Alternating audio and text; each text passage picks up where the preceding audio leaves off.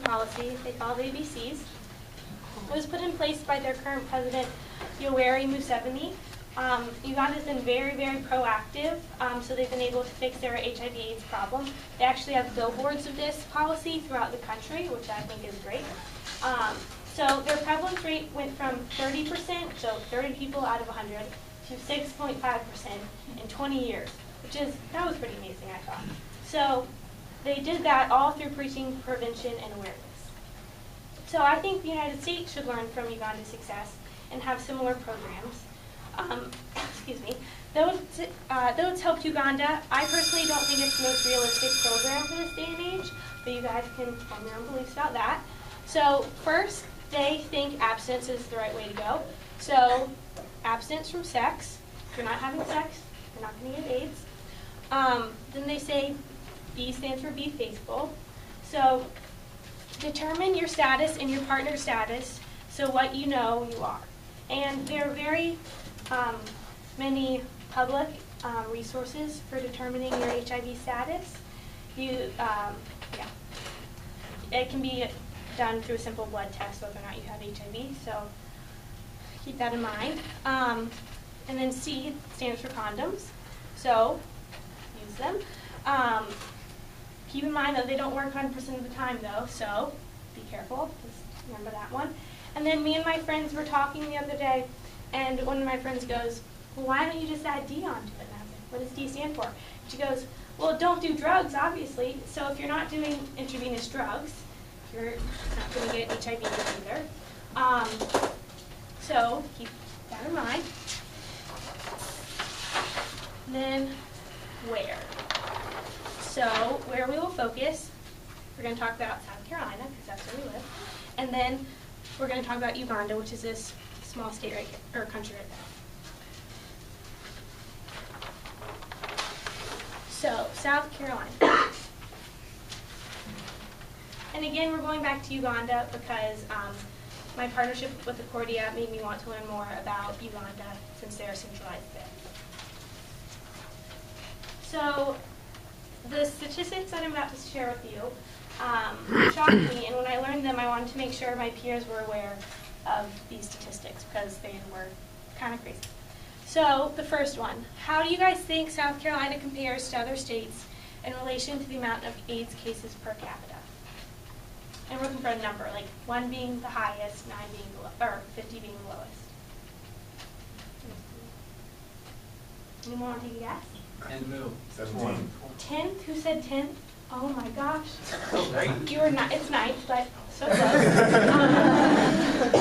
So 9th in the nation, that's so incredibly high. That's crazy.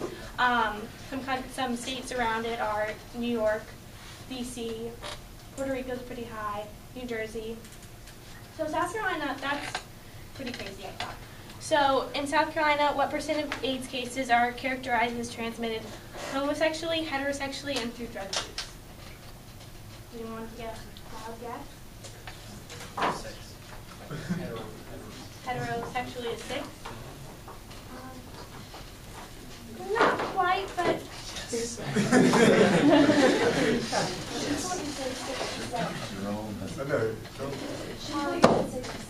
Oh yeah, I said 6. yeah. No, not a little higher than 6. You want to get another guess? 25%. Oh my gosh, 24.9. So heterosexually, 24.9%, homosexually, 36.5%, and through drug use is 14.9%. And those don't add up to 100, but the other ones, there's another one that's undetermined, and half of the undetermined goes heterosexually and half of it goes to homosexually, so keep that in mind. And then, so you may be thinking, well, heterosexual is only second, it's not the highest. Well, yes, but if you look at a chart between, or if you look at how it was 30 years ago and how it is now, heterosexually has gone like this, while homosexually is going like this. So in a few years, heterosexually will outpass homosexually, and it'll be the highest one. So everyone should keep in mind. And then this last one. In South Carolina, what % of cases are found in the black population, white population, and other? Anyone want to take a guess? The black 40%. Higher.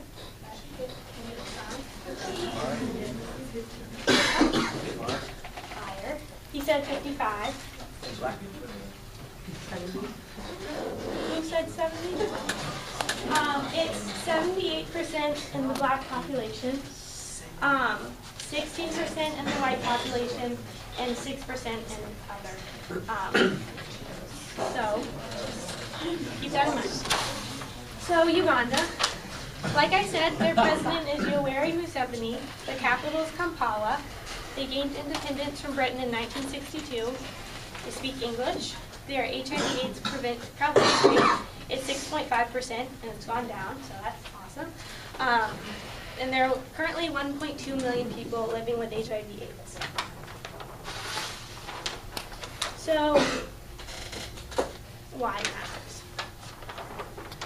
So as you can see, HIV/AIDS is a problem at home, not just in Africa.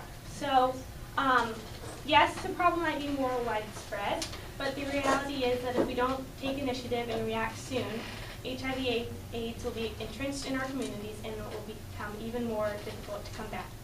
So in a few minutes, I'll tell you how each and every one of you can get back. So as of now, there's no cure for HIV/AIDS.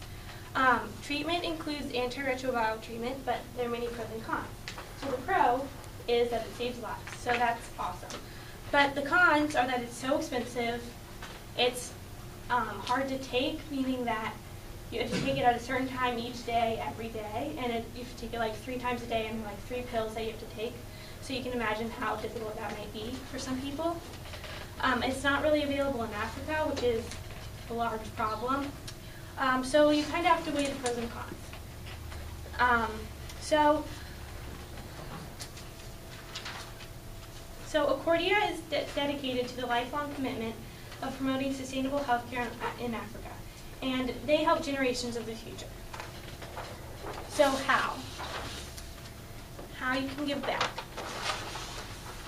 So before we do that, we're going to watch Accordia's, so you guys can sort of understand what Accordia does.